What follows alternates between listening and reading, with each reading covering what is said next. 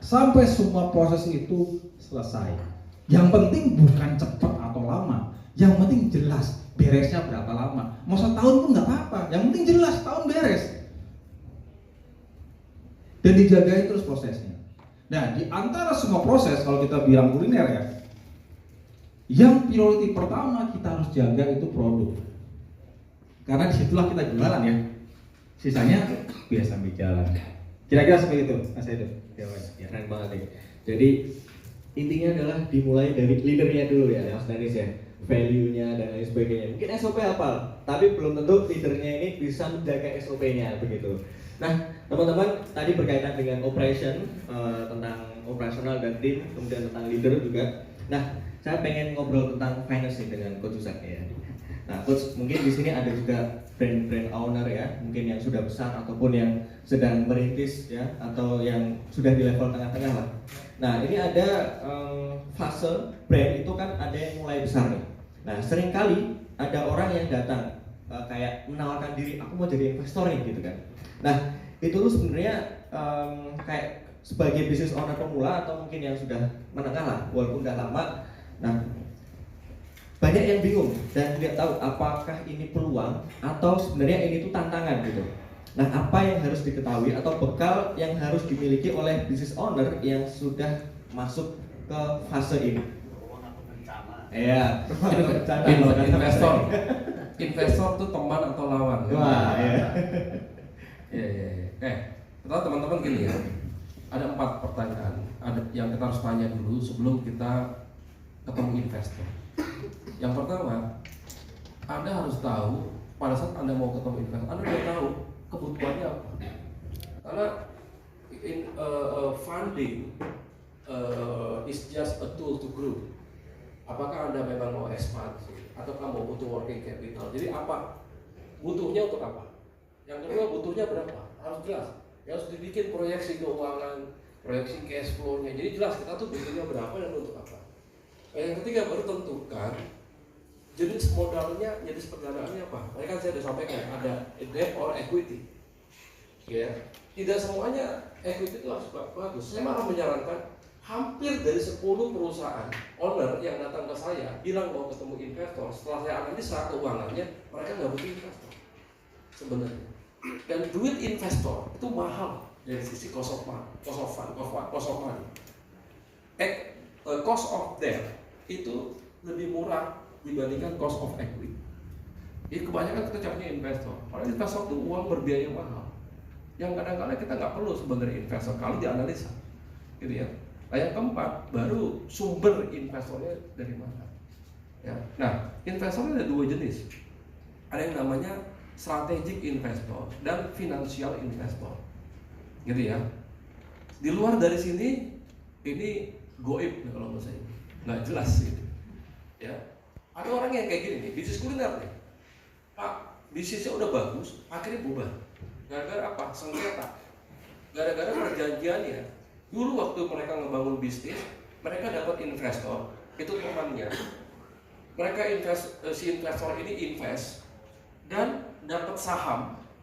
Plus si investor itu di perjanjiannya juga ada kewajiban duitnya itu harus dikembalikan dan berbunga.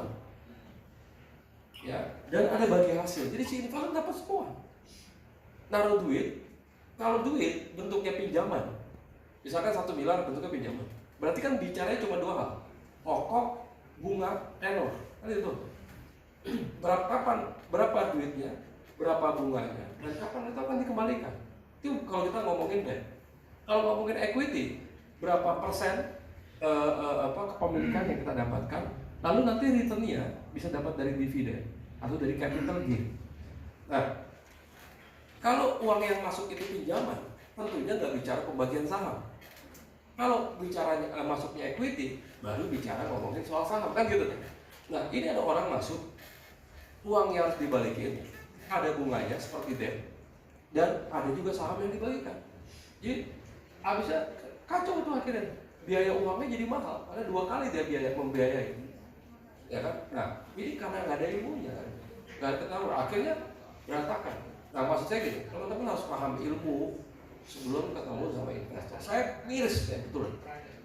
Saya tuh mirisnya gini, pada saat Anda mau bertransaksi, minimal Anda equal dalam ilmu. Karena yang satu berilmu, yang satu enggak. Akhirnya apa? Ya kacau tuh semua. Investor ngomong kayak gini, didengar aja, udah gue udah percaya sama lu, karena kita nggak berilmu. Jadi minimal Anda sama dulu ilmu. Kalau si ilmunya sama, baru keluar nanti kerjasama yang fair. Kayak gitu ya, fair. Ada yang investor tuh ada yang investor strategik dan ada yang finansial. Strategik itu contohnya, dia itu investasi ke perusahaan kita dan dia nggak mau keluar. Dia mau berlama-lama di bisnis kita, ya. Dan biasanya dia menginginkan menguasai majority-nya.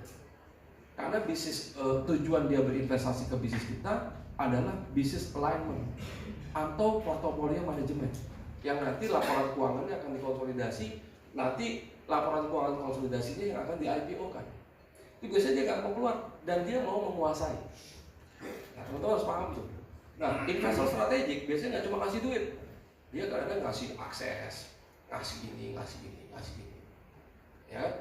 Nah, yang kedua financial investor. Financial investor tuh dia hanya bicara investasi dan return. Yang sama-sama bagus, tergantung kebutuhan.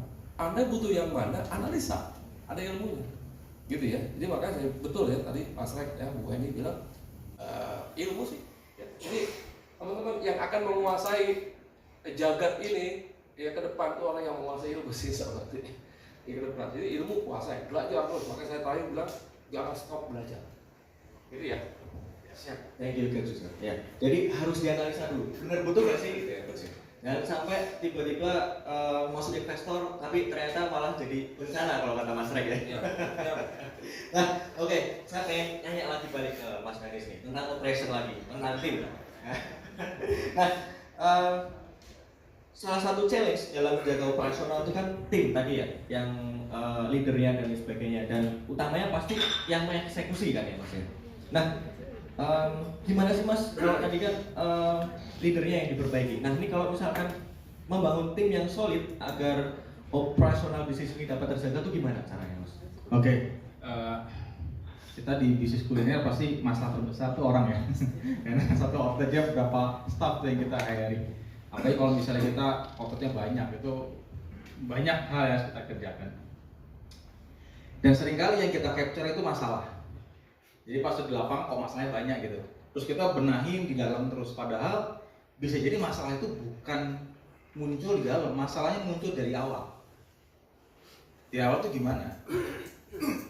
Ketika kita dari awal itu adalah ketika dari mulai kita melakukan perekrutan. Serikaya di situ. Jadi hal pertama ya yang perlu kita lakukan ketika kita akan bangun tim yang ideal. Nanti saya ceritain yang ideal, tapi lapangannya gimana sih kesulitannya ya. Yang ideal itu pertama kali, contoh kita mau buka toko. Toko itu ada bagian kasir, anggap seperti itu ya. Ada bagian produksi, dapur, ada bagian layanan servis. Yang paling benar itu adalah kita harus nempatin orang yang paling pas karakter dan kemampuannya di posisi yang tepat, betul kan? Nah, sehingga hal pertama yang kita harus identifikasi sebelum melakukan perekrutan, kita sudah mengidentifikasi untuk kasir itu orangnya kayak gimana sih yang harus kita kualifikasinya. Itu harus jelas. Di kasir itu bukan orang yang extrovert aja, tapi orang yang rajin, rapi, dan teliti gitu kan. Contoh seperti itu. Terus bagian servis harus kayak gimana? Oh mungkin dia harus extrovert, dia harus nyaman ngomong, dia harus bisa upselling, dia harus bisa komunikasi sama konsumen dan lain sebagainya. Jelas kualifikasinya. Kalau di kitchen seperti apa? Ya dia senang masak, dia bisa berdiri mungkin di dapur yang panas dengan pressure yang cukup ekstrim ya, dengan orderan yang banyak di dapur. Nah itu hal pertama yang kita perlu identifikasi dulu. Sebenarnya untuk bisnis kita itu ada berapa fungsi atau ada berapa jenis pekerjaan yang harus dipenuhi. Dan setiap pekerjaan yang harus dipenuhi itu butuh kualifikasi seperti apa. Itu harus clear dulu, harus jelas dulu aturan mainnya. Nah, setelah itu clear, baru kita melakukan namanya perekrutan. Rekrutnya simpel. Yang sering kejadian yang saya lihat di lapangan, kita ngerekrut terjebak dengan yang namanya, oh orangnya kayaknya baik nih, kayaknya diajak ngomong nyambung. Nggak gitu. Jadi kalau misalnya nih, kita mau merekrut kasir, contoh, simpel ya. Kita harus jalin operasi POS. kasir ini harus cepat tangkap kan, harus rajin. Daripada kita panjang lebar interview dia, lebih baik kita langsung aja. Ini pesan TOS saya ajarin 15 menit. Coba kau praktek TOS bisa apa enggak? Kalau enggak udah beres interviewnya, nggak usah nanya panjang lebar. Saya mau ikut waiter atau bagian service, ya langsung aja coba saya konsumen, saya datang, kamu ajak ngomong saya, tawarin saya produk, bisa nggak ngomong? Kalau nggak ya udah, mau dia tinggi, cantik, ganteng itu kan urusan. Kita nggak lagi mau jadi perusahaan trainer ya, kita lagi berbisnis nih. Jadi nyari orang yang udah minimal punya basic, karena itu karakter ya. Contoh produksi dapur, kita nyarinya bukan orang yang pengalaman, orang fresh, nggak ada masalah.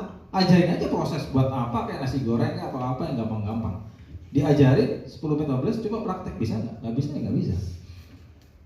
Nah, jadi hal pertama yang kita perlu pastikan tadi dari proses hiringnya dulu, itu sedapat mungkin cari orang-orang yang memang tepat sesuai dengan posisinya itu dulu. Kadang-kadang kejadiannya adalah dari penempatnya udah salah, sehingga mau kita taruh training kayak gimana ya nggak berkembang ya, karena memang bukan bidangnya. Ini yang nomor satu. Nah yang kedua, setelah kita nyari tepat, kita harus melakukan training kalibrasi dulu. Ya, tadi misalnya dia harus masak, dia harus kasir, jadi training dulu sampai bisa, baru dia kerja. Yang kejadian adalah dia belum punya kemampuan teknis, hasil ya. Ya udah belajar sambil kerja.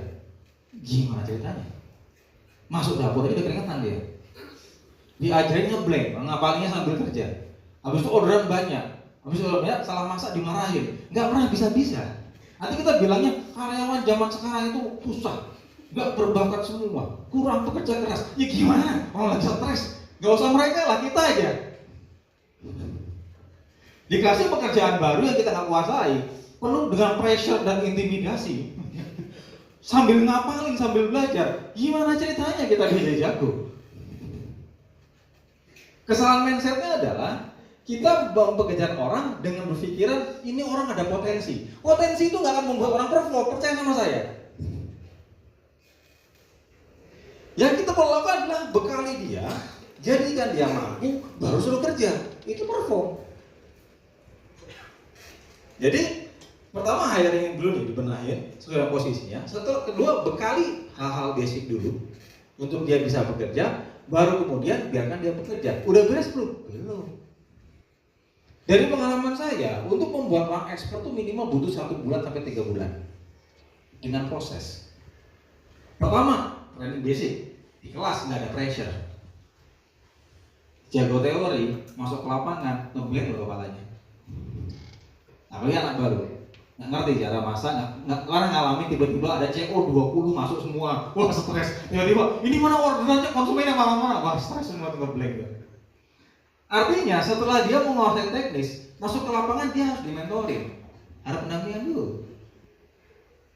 Ya, tunggu jaga itu sekitar mungkin 1 minggu, 2 minggu, segala macam, itu harus diawasin terus. Dan jangan langsung kita punya 50 menu, langsung buat 50 menu, stres ya. Kasih dikit-dikit aja, misalnya 50, hari pertama 10 dulu, udah lancar, ulang-ulang terus hari kedua, tambah 10 lagi, hari ketiga ya 10 hari lah, 2 minggu menguasai 50 menu cara masak. Lakukan secara bertahap. Ya, sehingga ada proses mencari orang yang tepat, satu udah pasti. Yang kedua pembekalan dasar, ketiga pendampingan di lapangan. Yang terakhir itu yang namanya recall training atau reassessment ulang. Jadi walaupun mereka sudah benar nih kerjanya, harus kita kontrol terus, di-assess ulang, konsisten nggak? Kalau perlu lakukan training ulang lagi. Nah itu setelah 3 bulan baru kebentuk lancar kerja. Jadi memang membentuk tim yang siap kerja itu tidak mudah. Tetapi sekali udah kena, pusing kita hilang. Kuncinya sabar. Makasih. Ya kayaknya kesimpulannya terakhir ya. Kuncinya sabar gitu ya. Jadi tadi diawali dari kita harus tahu dulu siapa yang mau kriteria yang kita mau rekrut ya. Habis itu intinya diawali dari perekrutan. Nah setelah itu perlu diajarkan basicnya, pendampingan, dan yang terakhir sabar tadi. Oke, nah saya pengen tanya juga ke Bu Heni nih. Nah, ini kan hari ini kita akan ada launching ya, launching sekolah bisnis kuliner atau kita biasa sebut dengan SBK. Nah, apa harapan Bu Heni dengan adanya SBK ini memiliki dampak seperti apa sih untuk UMKM, utamanya mungkin di wilayah Semarang dan sekitarnya, Bu Heni? Baik, terima kasih Mas Edu. Tentunya harapan kami dari penyelenggara pendidikan ya, dengan adanya SBK ini akan membantu para UMKM dalam meningkatkan usahanya, karena dengan adanya SBK ini akan ada panduan yang sudah dirancang sedemikian rupa bagaimana khususnya mengelola bisnis kuliner. Jadi ini sangat membantu menurut saya, karena di sana nanti akan dibimbing, akan diberikan mentoring oleh para expert yang sudah punya pengalaman jatuh bangun ya Mas Rek ya. Jatuh bangun bagaimana sulitnya di dalam mengelola bisnis kuliner khususnya, mengalami kerugian itu begitu sakitnya seperti apa, itu kan sudah dialami oleh para expert, dan ini akan dibagikan oleh para expert ini kepada para peserta SBK, sehingga harapannya tentunya teman-teman yang memulai bisnis kuliner ataupun yang sudah memiliki bisnis kuliner dengan belajar bersama SBK ini akan mengurangi resiko kerugian tersebut, sehingga harapannya tentunya mereka mempunyai peluang sukses itu lebih besar daripada risiko kerugiannya. Jadi harapannya tentunya teman-teman khususnya di Kota Semarang ini menguasai bisnis kuliner, karena bisnis kuliner saat ini adalah sedang bertumbuh, dan bisnis yang sustainable saat ini adalah salah satunya adalah bisnis kuliner.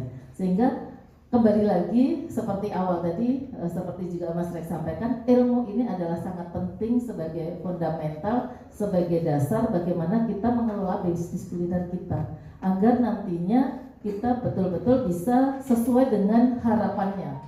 Tujuannya kita mendirikan bisnis ini kan tentunya ingin untung, tidak hanya sekedar omsetnya, tetapi mesti omsetnya tercapai, profitnya juga tercapai, seperti itu. Sehingga dengan panduan yang akan diberikan di sekolah bisnis kuliner ini akan memberikan harapannya memberikan dampak positif kepada para UMKM khususnya.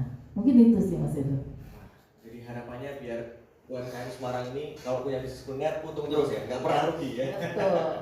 Nah, saya juga pengen dengar nih harapan dari Mas Rex nih untuk SBK yang ada di Semarang nih, Mas Rex. Ya, SBK ini kan kita create ya bareng-bareng teman-teman di Foodies beberapa tahun lalu ya, bareng Coach Yusla, Banis dan teman-teman itu dengan merangkum dan membuat satu kurikulum. Ya, waktu itu kita create itu sekitar 165 modul dan kurikulum itu yang kita rangkum dari semua perjalanan ya, mentoring, konsultasi, pengalaman, investasi dan lain-lain, dengan harapan di Indonesia ini ada kurikulum yang mungkin dalam tanda kutip bisa dipertanggungjawabkan ya, untuk teman-teman itu bisa belajar, karena kan kurikulum ini banyak kan datang dari luar ya gitu. Tapi surprisingly teman-teman ya, saya pergi ke Singapura ngobrol dengan pemain F&B di situ. Saya pergi ke Korea ngobrol dengan pemain F&B di situ. Saya tanya ke mereka, kalau you mau bikin bisnis kuliner, you belajar kemana? Ada gak kurikulumnya? Surprisingly tidak ada yang mereka bisa jawab ya. Apakah di tempat mereka itu kurikulum? Jadi mereka ya, kita nanti bikin bisnis aja, diajarin sama yang punya franchise sama punya apa untuk berbikin bisnis. Nah, jadi ini cukup membuat kita bangga ya, bahwa dalam konteks terlepas mungkin nanti di dalam 160 modul itu ada kekurangan-kekurangan dan lain-lain, tentu itu sesuatu yang terus kita upgrade ya. Tapi ini sangat mempermudah teman-teman yang sedang menjalankan bisnis kuliner atau yang akan menjalankan bisnis kuliner untuk memahami terlebih dahulu, oh gini ya, gitu. Kalau lu mau belajar marketing pertama, marketing yang pemasaran satu katakanlah di manajemen, kan itu ada kurikulumnya. Nah ini exactly yang kita create, sehingga ada panduan yang jelas kemana arah yang harus kita tempuh nih kalau jalanin bisnis kuliner, Mas Edo. So SBK ini kemudian saya juga mikir nih dengan teman-teman, nih SBK ini kalau offline repot juga ya kalau semua orang ke Bandung ya. Sementara kita juga mabok ngurusin yang begitu-begitu ya. Kalau offline gitu ya. Nah akhirnya singkat kata Coach Yusak memperkenalkan kita dengan Geraha Wisata ya, menjodohkan.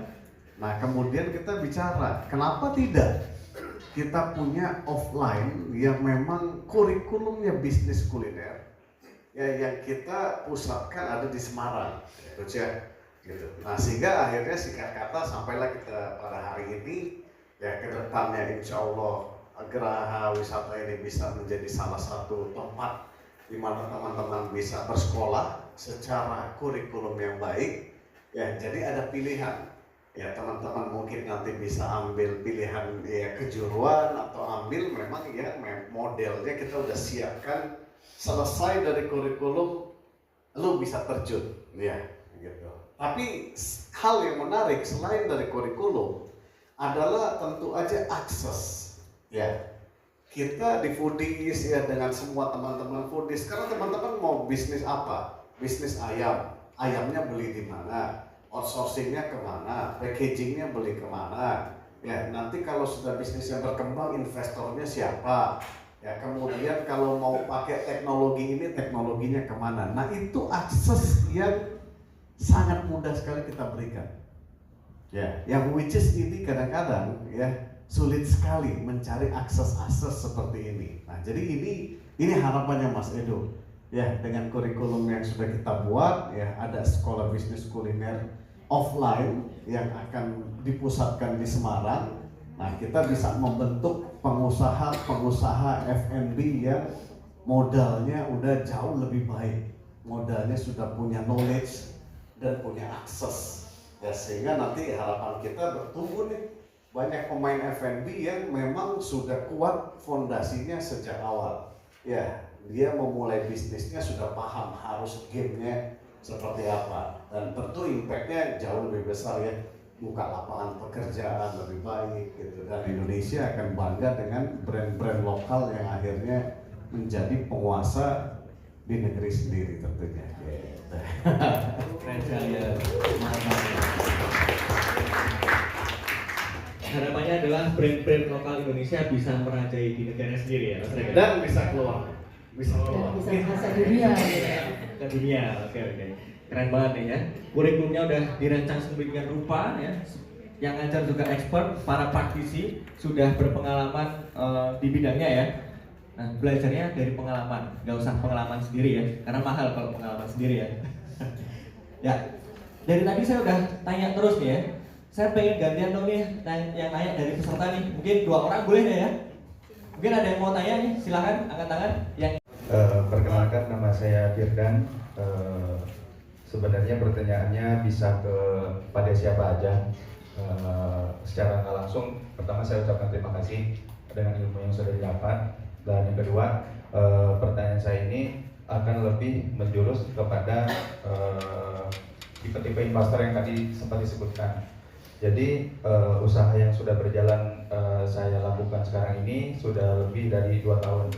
Nah, usaha tersebut memang ditunggangi oleh kemitraan, bukan franchise, karena setelah saya pelajari, menurut saya franchise itu kan memberikan hak tetapi orang tersebut yang menjalani, dan itu tidak bertahan lama. Nah, kemitraan yang saya lakukan memang secara nggak langsung pola mainnya kita yang pegang, tapi pendanaan dari investor. Setelah saya tahu ternyata investor itu tadi ada yang strategi sama finansial. Yang saya dapat dua-duanya ada.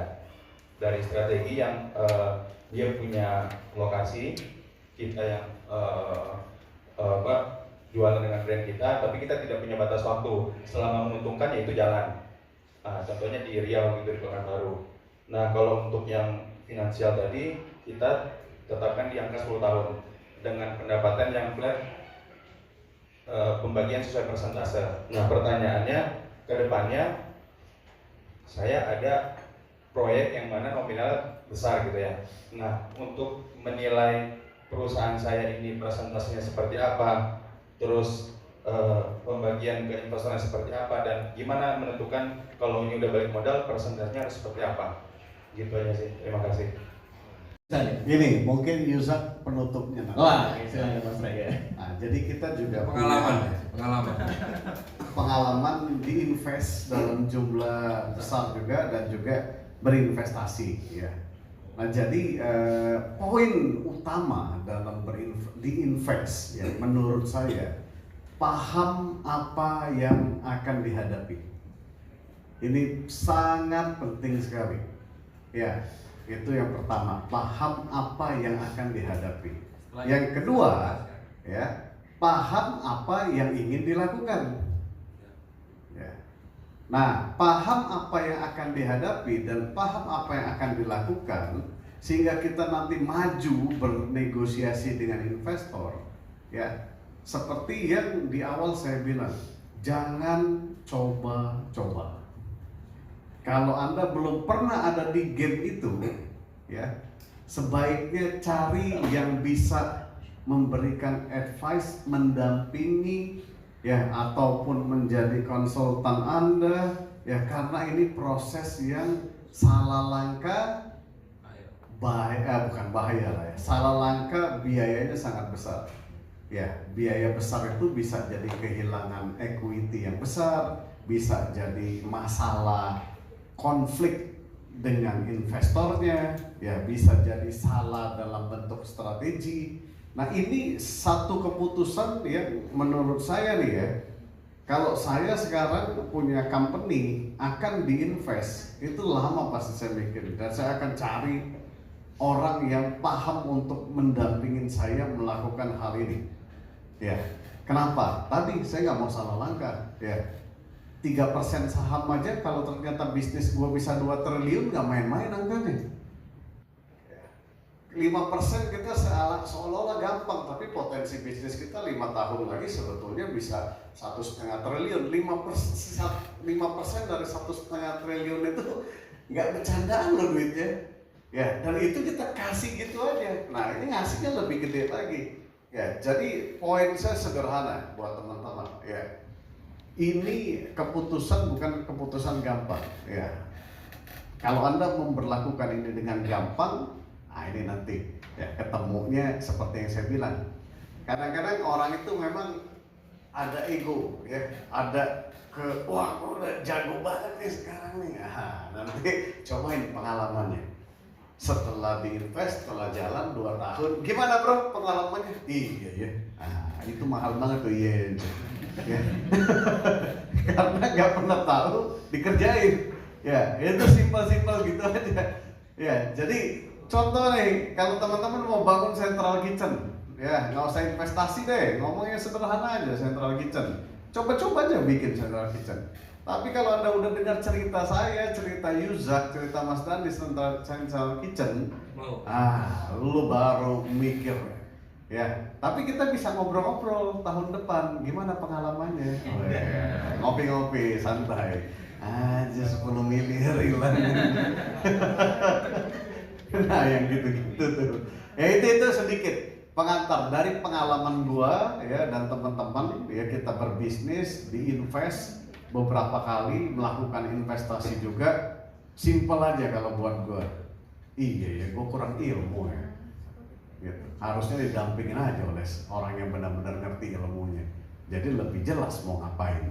Dah simple gitu aja. Memang nggak nyampe otaknya kok. Ya, memang gua harus akuin gua nggak nyampe otaknya dulu gitu. Ya, tapi gua merasa sampai. Karena gua hebat. Ya, gua bangun brand jago, gua besar. Ya, bikin cabang sana sini. Wah, itu udah ego yang berbahaya sekali itu kalau dalam jalanin bisnisnya. Itu satu listen ya, dimana penting sekali kalau menurut saya investasi itu harus punya orang yang bisa mendampingin. Ya, itu jawaban yang menurut saya sangat rasional ketika bicara investasi. Nah, baru kita tanya nih pakarnya. Sama ya di invest. Sama aja. Sama kan di invest juga kan? Oh iya. Saya juga pernah terima investor, saya juga berinvestasi. Jadi ya sama lah pelajarannya gitu ya. Jadi apa namanya? Ya itu kita harus tahu ilmu sih, ilmu ya teman-teman. Apalagi karena investor, apalagi dia masuk saham ya. Dari mulai perhitungannya harus jelas, valuasinya harus bagaimana. Metode valuasi itu banyak, gitu. Atau dia bilang valuasi itu sekian, terus kita nggak ada ilmunya, terus kita terima aja, padahal valuasi ya gitu ya. Beda metode aja, beda nilai loh, gitu ya. Yang satu menggunakan metode, udah valuasinya pakai book value aja, net book value, oke, terkira keren kan net book value. Lalu padahal perusahaan tersebut perusahaan yang berputar cash flow-nya. Gitu. Kalau berputar cash flow-nya harusnya tidak pakai net book value dong. Kalau pakai net book value kecil nilai perusahaannya. Kalau pakai discounted cash flow lebih gede gitu. Jadi nanti kan ilmu semuanya. Jadi betul lah, ya, jawabannya simpel, belajar ilmu banyak. Ya. Tanya.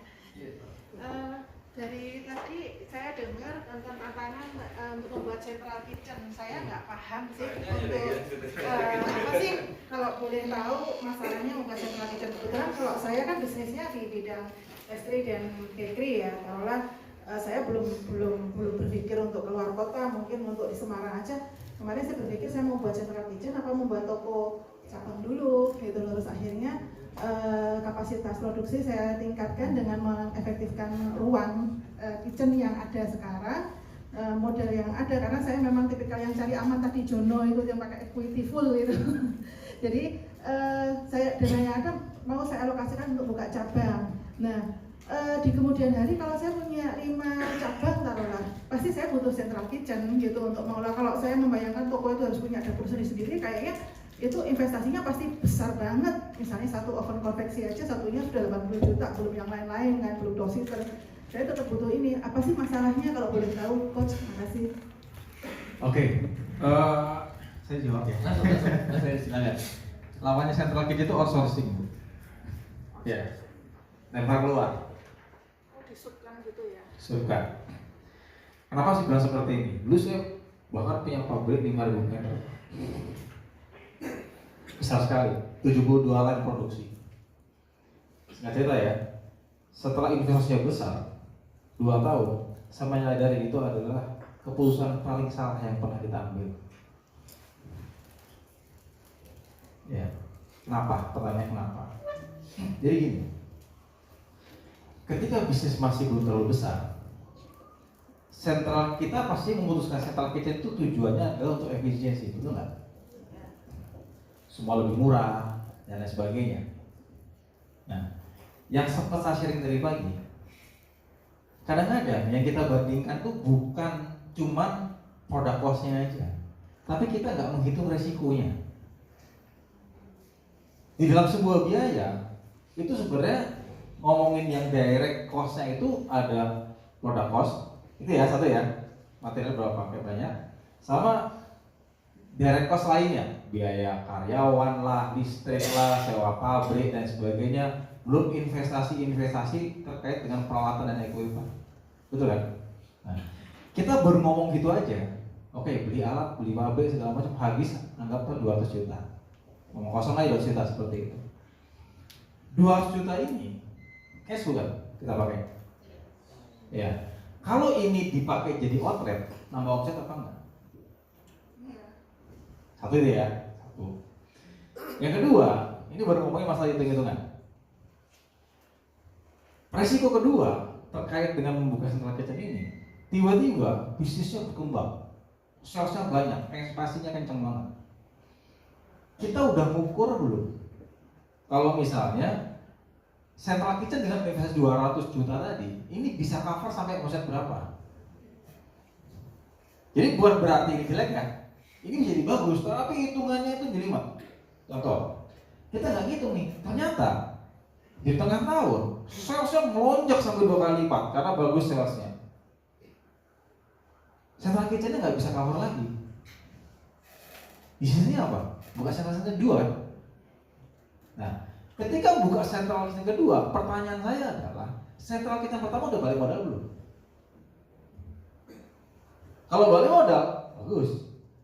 Kalau nggak balik modal, artinya kita melakukan investasi tambahan. Ya, di sana aja cash kita kepake lagi 200 juta. Padahal kalau 400 juta jadi outlet, udah nambah berapa tuh omset kita? Ini kejadian persis seperti sama bakery juga persis. Ketemu sama saya, dia cerita omset sekian, tapi tiap tahun kenapa omset 40 miliar cuma punya cash 1 miliar?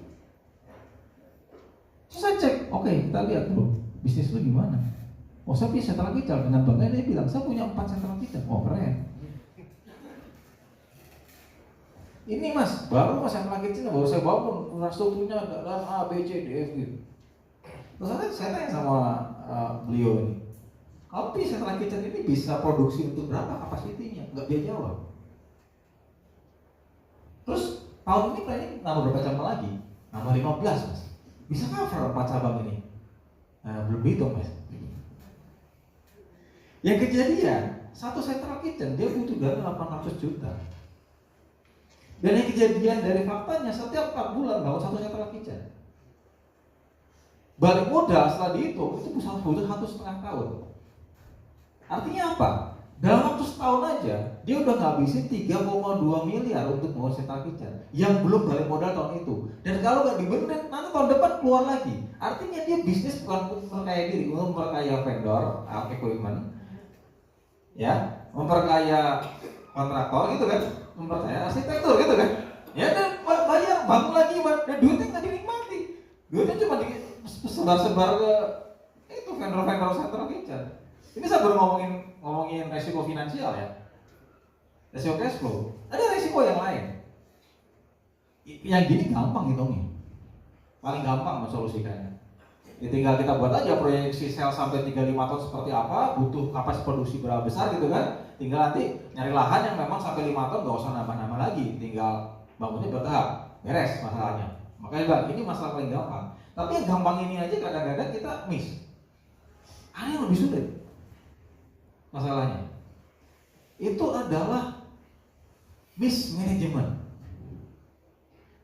Kalau cabang masih 1, 2, 3, 4, 5, central kitchen produksinya belum banyak.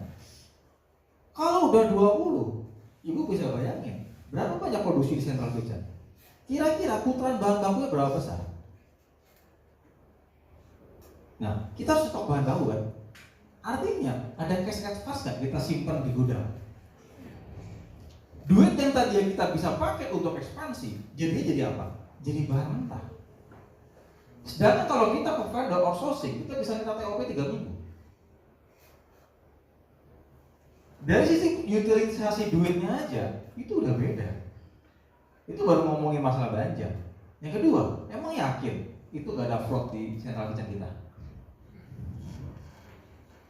Emang yakin gak sebanyak itu benar-benar efisien? Artinya, udahnya central kitchen jadi cost center kan? Kita harus buat 2 manajemen. Satu manajemen outlet, satu model pabrik. Ya, yang kejadian saya alami adalah si pabrik ini malah ngegerus profitnya outlet. Kenapa? Banyak masalah yang nggak bisa dihandle karena terlalu besar pabriknya. Jadi keuntungan yang saya dapat dari outlet itu ke-cut sama cost yang ada di pabrik. Satu. Yang kedua, cash flow yang harus bisa pakai untuk ngembangin cabang dipakai untuk investasi pabrik dan equipment dan semua masalah-masalah yang ada di lapangan. Pada akhirnya bisnisnya nggak maksimal. Nah, beda ceritanya kalau memang kita memang punya kemampuan untuk memanage tadi sentralisasi dengan baik dan kita jamin, memang yakin nih saya bisa kelola ini, itu beda ceritanya. Tapi biasanya yang seperti itu si sentral kitchen dipecah, dia buat PT sendiri. Jadi itu jadi unit bisnis sendiri. Jadi sentral kitchennya ya udah, dia punya sentral kitchen, dia jual ke orang lain juga, tapi outlet kita jadi salah satu konsumennya. Itu lebih make sense. Itu jadi bisnis berbeda. Tapi kalau misalnya menjadikan central kitchen ini bagian dari bisnis dan semakin besar, bukan masalah itu nggak akan terlalu kelihatan kalau cabangnya belum terlalu masif. Nanti kalau cabang udah puluhan cabang, produksinya udah mungkin butuh berapa ratus ribu per hari, ya itu baru berasa gitu. Kalau kita nggak cukup handal di manajemen produksinya. Jadi saya nggak bilang bahwa central kitchen itu tidak baik ya, dan harus semua outsourcing juga. Tapi hal-hal seperti tadi yang ibu harus benar-benar pikirkan dengan matang nih. Kalau saya mau central kitchen, resiko seperti apa dan bagaimana mitigasinya? Atau bisa juga, saya nggak tahu ada berapa item. Anggaplah saya ada 100 item saya produksi, kan tidak harus semuanya dibuat central kitchen. Misalnya yang saya buat hanya produk-produk yang memang penjualan tertinggi. Saya yakin cuma 20% sampai 30% dari total item yang dijual. Itu produk core saya nih, harus konsisten. Nggak apa-apa. Misalnya biasa 100 ya, paling buat 20 item line production aja. 80 never aja buat, salesnya nggak bagus. Jangan sampai kejadian adalah kita produksi semuanya, padahal setelah dihitung, cost membuat produknya sama pendapat produknya lebih gede costnya, itu lebih gawat lagi. Karena kita hitungnya total. Kita nggak hitung cost per unit itu berapa secara apple to apple. Ya itu jadi potensi lagi. Jadi kalau ditanya apa yang mengkhawatirkan dengan central kitchen, ya semua tadi, risiko duit, risiko uang itu dari sisi tadi, loss opportunity karena cash flow ketahan semua central kitchen.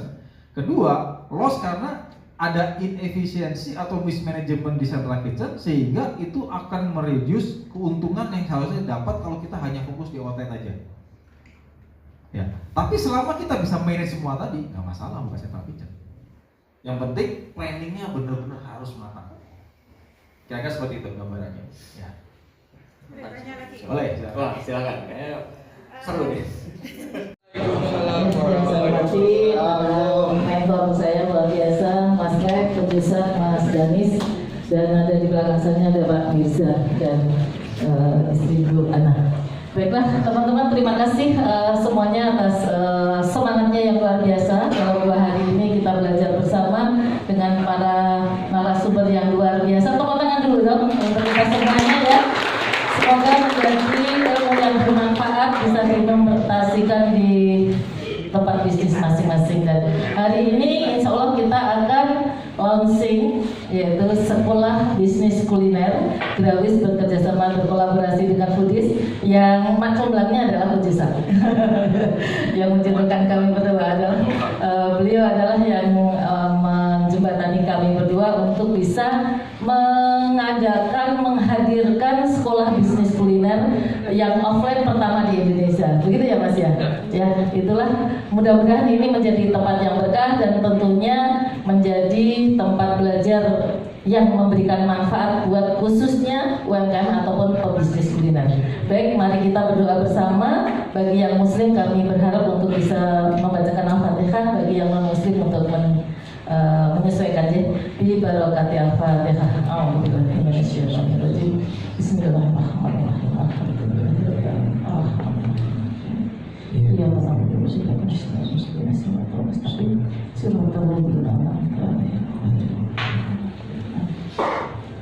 semoga Allah senantiasa memberikan berkah untuk kita semuanya menjadi sukses dan tentunya semua menjadi bahagia, berkah berlimpah untuk kita semuanya.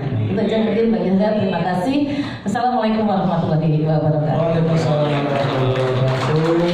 Dan memang para narasumber kita berdiri karena saat lagi kita jangan melewatkan sekolah bisnis kuliner yang pertama di Kota Semarang ini. Ini dia agent kami, ya, yang akan memastikan, memvalidasi bahwasanya kita betul-betul telah melaunching program sekolah bisnis kuliner yang pertama di Kota Semarang.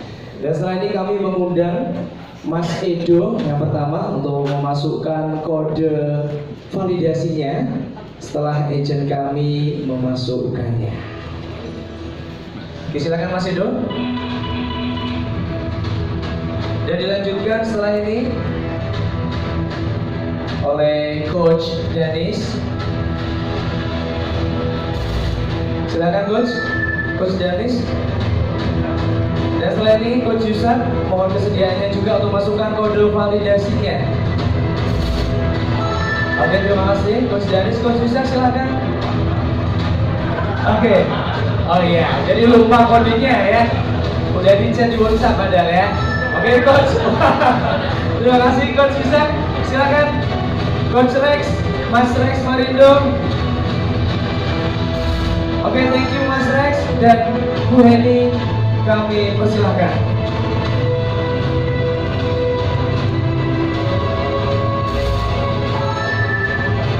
Baiklah, seluruh kode telah dimasukkan dan kita akan menunggu proses validasi dan launching sekolah bisnis kuliner pertama di kota Semarang dan sekitarnya. Oke, 3, 2, 1, tepuk tangan untuk grand launching sekolah bisnis kuliner yang pertama di kota Semarang yang dibuka pada tanggal 17 bulan 7 2024. Semoga harapan kita bersama dapat terwujudkan. Bisnis kuliner di Jawa Tengah, khususnya di Kota Semarang, bisa maju. Hidup bisnis kuliner Indonesia. Tepuk tangan untuk kita semuanya. Dan kami akan melanjutkan dengan proses foto bersama. Untuk itu para coach, para mentor, kami mohon untuk bisa berdiri di depan audiens. Kita akan ambil foto bersama, coach. Dan para narasumber kami mohon untuk bisa ke panggung lagi. Ya. Jadi terlewat ini momen foto narasumber sendiri Mas Edo. Ya karena terlalu antusias nih, euforia banget ini. Silakan para narasumber.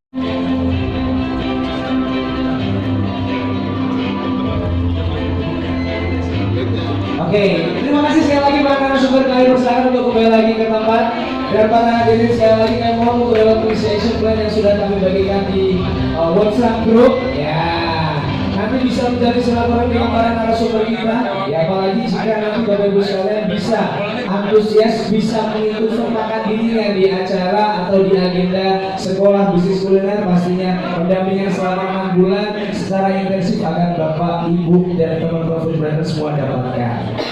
Ya, itu jangan sampai kelewatan karena ini adalah sekolah bisnis yang pertama, sekolah bisnis kuliner pertama di Semarang, jadi jangan sampai kelewatan ya. Silakan bisa diisi action plan-nya. Mohon sudah dibagikan oleh panitia? Belum. Oke, oh belum dibagikan. Oke, yang di WhatsApp mungkin ya. Wow.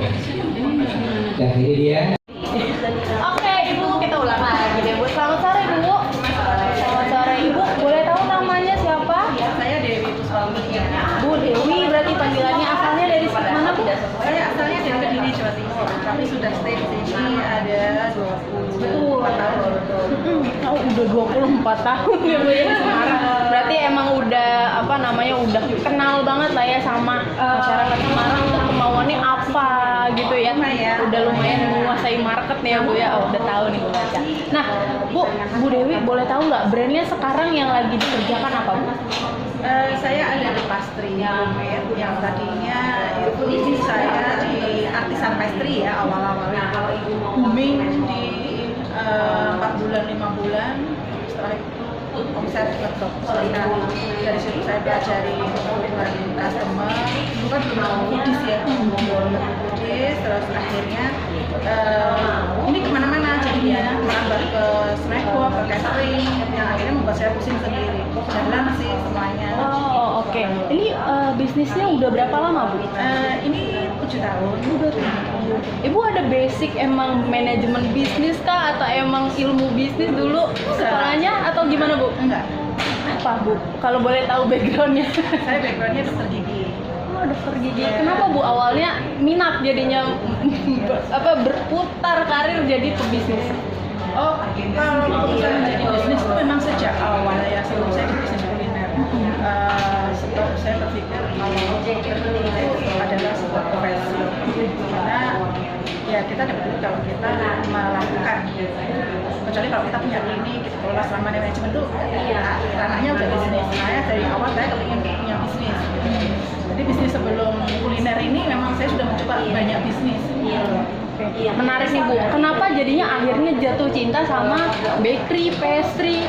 Kenapa memutuskan produk itu? Makanan itu satu bisnis yang memang tidak berhenti ya dalam hal inovasi, marketnya juga kebutuhan pangan itu luar biasa ya. Jadi kondisi pandemi kemarin juga salah satu bisnis yang survive itu bisnis makanan.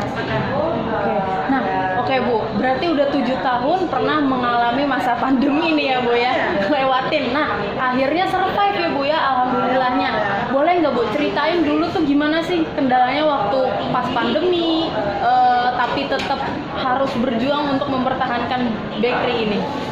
Ya, pandemi itu di tahun 3 itu masih 3 tahun lah. Alhamdulillah kita mendapatkan celah. Jadi yang tadinya keluar bulan itu ke artisan pastry. Waktu itu kan lagi booming roti-roti artis kan, yang basicnya pastry. Nah, saya bikin booming, terus omset turun, terus saya akhirnya mencari yang istilahnya itu tidak momentum. Nah, akhirnya lari ke snack box tambah ke nasi kotak. Nah, di pandemi itu saya alhamdulillah dapat kesempatan untuk mensuplai kebutuhan nasi kotak dan snack box untuk pasien-pasien isolasi dari yang dikelola oleh Dinas Kesehatan Kota. Alhamdulillah jadi bisa survive ya Bu ya dari produk-produk lainnya gitu ya, ditunjang dari situ. Nah, selama Ibu coba-coba menunjang produk-produk biar tetap survive ini brandnya. Nah, ada nggak sih Bu yang jadi kendala utama deh selama menghadapi isu-isu kayak gitu? Kendala paling besar SDM. Ya. Kenapa Bu? Boleh ceritain nggak SDM-nya? Ya, karena semua produk saya itu total itu mungkin ratusan dan kita bikin sendiri. Di mana SDM itu luar biasa, offernya luar biasa tinggi. Anak-anak kita kan masih banyak annualnya ya, anak-anak sekarang tuh nggak kuat, lelah. Jadi maunya kerja enak, salary tinggi, jadi mereka kerja ada cuma 1 hari langsung balik. Oke. Berarti nge-keep SDM dan quality SDM-nya tuh masih susah ya Bu ya. Nah, oke Bu. Nah, setelah Ibu ikut nih dari rangkaian sekolah bisnis kuliner, yaitu fast track belajar bisnis kuliner dari Geraha Wisata sama Foodies, kira-kira udah menjawab belum Bu kendala utama Ibu yang pernah dialami? Menjawab secara general. Cuman tadi ada PR tambahan buat saya, mungkin karena saya ranahnya terlalu luas. Jadi saya outlet, produksi sendiri, produk ratusan, dikelola sendiri, pesanan mendadak dan segala macam. Itu yang mungkin akhirnya membuat chaos ya, sering juga akhirnya menjadi beban manajemen, juga menjadi beban dari SDM. Makanya harus dipecah, di-mapping ulang. Makanya mungkin saya insya Allah ikut deh kelasnya. Sekolah bisnis kuliner ya Bu ya? Iya, saya nggak tahu akan memilih ke industrinya, fokus ke industrinya atau ke outletnya, atau akan menjadi dua-duanya.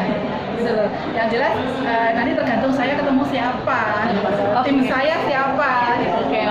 Oke Bu. Oke, sekarang boleh ceritain nggak Bu kesan-pesan ketemu sama narasumber di fast track belajar bisnis kuliner ini? Ya, kesan-kesannya tuh saya kebetulan memang udet ya. Awalnya saya nggak tahu Jusak itu siapa, Mas Rex itu siapa, satu lagi Mas Danis siapa. Saya nggak tahu secara personal. Ya, terus kemudian waktu ditawarin pertama itu kan saya browsing, saya kayaknya oke deh, iseng aja itu. Cuman bagus banget. Sekolah ini akan membantu saudara-saudara kita, para pejuang ekonomi ya, untuk memudahkan ya. Memang saya referensikan bagus karena Mas Rex sama Mas Denis itu memang mengajarkan benar-benar basic. Di preview ini saya anggap basic bagaimana memulai bisnis dari nol. Kemudian Mas Denis ngajarin bagaimana mengelola operasionalnya.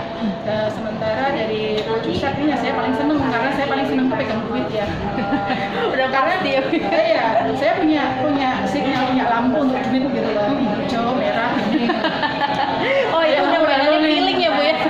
Ya. Udah feeling ya. Oke. Tadi saya sampaikan kan vitalitas dari sebuah bisnis itu ya di finance. Kalau vitalitas, jadi finance itu sama dengan jantung kita. Seorang pengusaha itu harus bisa membaca laporan keuangan. Kalau yang bikin neraca, bikin laporan biarin administrasi aja, kita nggak perlu ribet. Jadi dengan kita membaca keuangan, kita tahu loss-nya di mana, yang sebenarnya di mana, bisnis kita itu layak dikembangkan apa enggak. Kemudian untuk kita pastikan investor melihat juga lebih nyaman ya pastinya ya. Sementara seperti kalau kesehatan kita, vitalitas kan di jantung ya. Kan lihat rekam mediknya itu udah tahu ini orang prognosanya seperti apa, peluang hidupnya kayak apa, gimana sepanjang kualitas hidupnya ke depan itu seperti apa, berapa sih usianya. Dalam bisnis juga kalau kita bisa membaca permainan ini, kita bisa tahu lonjakannya ke depan itu seperti apa, prediksinya. Iya, biasa. Bu Dewi udah punya ininya nih, mindsetnya udah kuat banget nih berarti untuk tetap belajar karena vitalitas itu ada di uang dan harus benar-benar punya ilmunya untuk memanage itu semua ya. Karena memang ternyata bisnis kuliner apalagi baru 2 hari aja di di infuse ternyata kompleks banget ya Bu. Kompleks banget. Oke, ya udah Bu, terakhir nih Bu, saya mau minta tolong untuk boleh nggak say thanks kepada Geraha Wisata dan Foodies yang telah menyelenggarakan sekolah bisnis kuliner di Semarang dan ajakan kepada teman-teman di luar sana yang belum ikutan untuk segera ikutan sekolah bisnis kuliner. Saya ucapkan terima kasih kepada Bu Heni, Mas Edo sebagai founder dari Geraha Wisata udah mendirikan sekolah kuliner. Juga luar biasa sekolah ini dibimbing, dipandu, pasti kurikulumnya juga sudah oke ya dari coach-coach yang luar biasa. Ini akan membantu teman-teman saudara-saudara kita yang ingin memulai bisnis kuliner atau memang sudah memulai tapi mungkin memiliki banyak masalah. Insya Allah akan ketemu solusinya. Yuk temen, oh ya udah 3, 2, 1. Oke, terima kasih Bu Dewi, luar biasa.